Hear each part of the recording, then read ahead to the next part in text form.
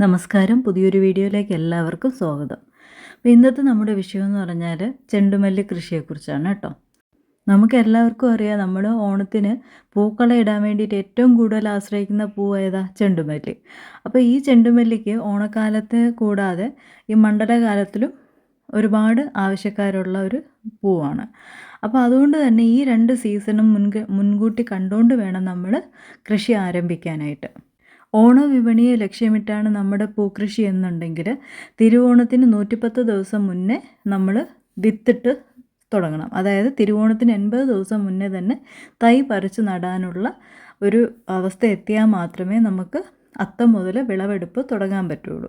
ഇപ്പം മണ്ഡലകാലം ലക്ഷ്യം വെച്ചിട്ടാണ് നമ്മൾ പൂക്കൃഷി ആരംഭിക്കുന്നതെന്നുണ്ടെങ്കിൽ സെപ്റ്റംബർ അവസാനം വിത്തിടുകയും ഒക്ടോബർ അവസാനം പറിച്ച് നടാനും ഉള്ളൊരു പ്ലാനിങ്ങോട് കൂടി വേണം നമ്മൾ കാര്യങ്ങൾ കൊണ്ടുപോകാനായിട്ട്.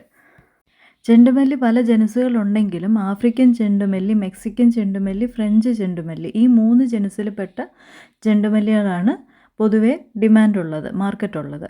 അപ്പോൾ അതിൽ തന്നെ മഞ്ഞ, ഓറഞ്ച്, വെള്ള, പിന്നെ ഇളം മഞ്ഞ, ഇളം ഓറഞ്ച് കളറ് തുടങ്ങിയിട്ടുള്ള കളറിലുള്ള ചെണ്ടുമല്ലി പൂക്കളാണ് ഏറ്റവും കൂടുതൽ വിറ്റ് പോകുന്നത്.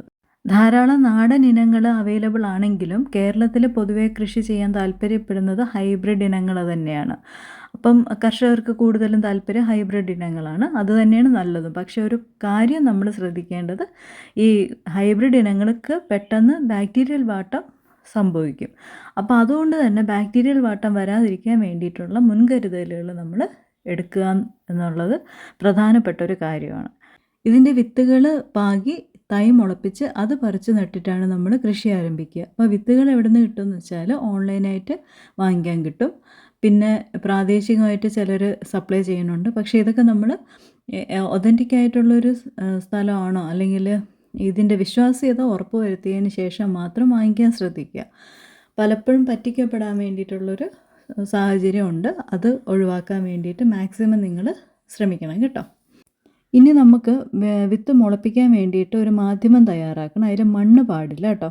മണ്ണില്ലാത്ത കൊക്കോപീറ്റും പെർലൈറ്റും വെർമിക്കുലേറ്റും മാത്രമുള്ള ഒരു മാധ്യമം തയ്യാറാക്കണം. അതിൽ അതിൻ്റെ റേഷ്യോ എന്ന് പറഞ്ഞാൽ കൊക്കോപീറ്റ് 3 പാർട്ട്, വെർമിക്കുലേറ്റ് 1 ഭാഗം, പെർലൈറ്റ് 1 ഭാഗം, അങ്ങനെ ഒരു മാധ്യമം തയ്യാറാക്കി അത് പോട്രേകളിൽ നിറച്ചിട്ട് അതിൽ ഓരോ വിത്ത് വീതം ഓരോ കുഴിയിലും ഇട്ട് അത് മുളപ്പിച്ചിട്ടാണ് നമുക്ക് തൈകൾ ഉൽപ്പാദിപ്പിക്കേണ്ടത്. 1 സെൻറ്റിലെ ചെണ്ടുമല്ലി കൃഷിക്ക് 2 മുതൽ 3 ഗ്രാം വിത്താണ് ആവശ്യമായിട്ട് വരിക. അപ്പോൾ നമ്മൾ കൃഷി ചെയ്യുന്ന ഏരിയ അനുസരിച്ചിട്ട് എത്രയാണ് തൂക്കം എന്നുള്ളത് കണക്ക് കൂട്ടാൻ വേണ്ടിയിട്ടാണ് ഈ ഒരു കാര്യം പറഞ്ഞത്.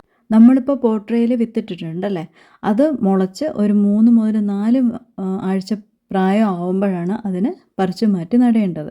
ഈ ചെണ്ടുമല്ലിയുടെ ഒരു പ്രശ്നം ഞാൻ നേരത്തെ പറഞ്ഞതുപോലെ ബാക്ടീരിയൽ വാട്ടം പെട്ടെന്ന് ബാധിക്കുന്നുള്ളതാണ്. അപ്പോൾ അത് ഒഴിവാക്കാൻ വേണ്ടിയിട്ട് നമ്മൾ എന്താ ചെയ്യേണ്ടതെന്ന് വെച്ചാൽ 20 ഗ്രാം സ്യൂഡോമോണസ്, അതായത് 1 സ്പൂൺ സ്യൂഡോമോണസ് 1 ലിറ്റർ വെള്ളത്തിൽ മിക്സ് ചെയ്തതിന് ശേഷം ആഴ്ചയിൽ ഒരിക്കൽ ഇത് നനയ്ക്കാൻ വേണ്ടിയിട്ട് ഈ വെള്ളം ഉപയോഗിക്കുക. അപ്പോൾ അങ്ങനെ ആകുമ്പോഴത്തേക്കും പെട്ടെന്നൊന്നും ബാക്ടീരിയൽ വാട്ടം ചെടികളെ ബാധിക്കാതിരിക്കും കേട്ടോ.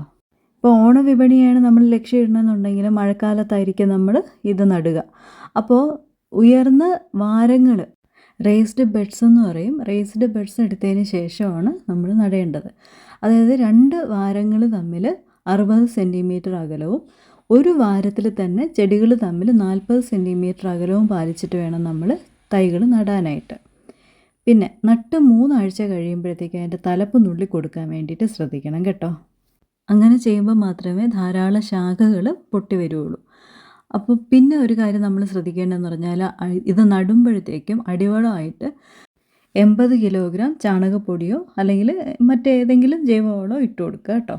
ബാക്ടീരിയൽ വാട്ടം വരാതിരിക്കാൻ വേണ്ടിയിട്ടുള്ള ഒരു മുൻകരുതൽ എന്നോണം നമ്മൾ സ്യൂഡോമോണസ് 20 ഗ്രാം 1 ലിറ്റർ വെള്ളത്തിൽ മിക്സ് ചെയ്തിട്ട് 2 ആഴ്ച കൂടുമ്പോൾ ഒന്ന് സ്പ്രേ ചെയ്ത് കൊടുക്കുക.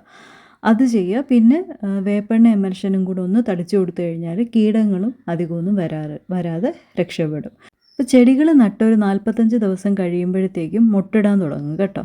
ഒരു ചെടിയിൽ നിന്ന് നമുക്ക് ഏകദേശം ഒരു 6 മുതൽ 7 വിളവ് വരെ കിട്ടും. അതായത് ഏകദേശം ഒരു 1.5 മാസം നമുക്ക് കണ്ടിന്യൂസ് ആയിട്ട് ഒരു ചെടിയിൽ നിന്ന് വിളവ് കിട്ടും. അതായത് ഏകദേശം ഒരു 750 ഗ്രാം മുതൽ 1 കിലോ വരെയാണ് ഒരു ചെടിയിൽ നിന്ന് നമുക്ക് വിളവ് പ്രതീക്ഷിക്കാൻ പറ്റുക.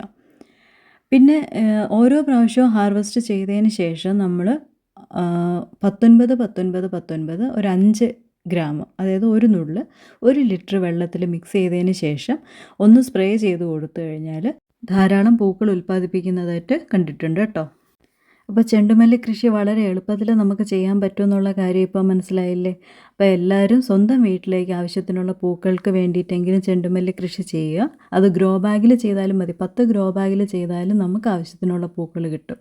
ഈ വർഷത്തെ പൂക്കളത്തിനുള്ള പൂക്കൾ നമ്മുടെ പറമ്പിൽ തന്നെ അല്ലെങ്കിൽ നമ്മുടെ ടെറസിൽ തന്നെ ഉൽപ്പാദിപ്പിക്കാൻ സാധിക്കും എന്ന പ്രതീക്ഷയിൽ നിർത്തുന്നു. നമ്മൾ ഓരോരുത്തരും ഇത് വിചാരിക്കുകയാണെന്നുണ്ടെങ്കിൽ കേരളത്തിൽ ഒരു കാരണവശാലും തമിഴ്നാട്ടിലെ പൂക്കൾ ആവശ്യം വരില്ല എന്നുള്ളതാണ് ഒരു സത്യം. അപ്പോൾ എല്ലാവരും ചെണ്ടുമല്ലി കൃഷി സ്വന്തം ആവശ്യത്തിന് വേണ്ടിയിട്ടെങ്കിലും ചെയ്യുമെന്നുള്ള പ്രതീക്ഷയിൽ നിർത്തുന്നു. വീഡിയോ ഇഷ്ടപ്പെട്ടിട്ടുണ്ടെങ്കിൽ ലൈക്ക്, ഷെയർ ആൻഡ് സബ്സ്ക്രൈബ്. വീണ്ടും ഒരു കാർഷിക വിഷയവുമായി കാണുന്നത് വരേക്കും നന്ദി, നമസ്കാരം.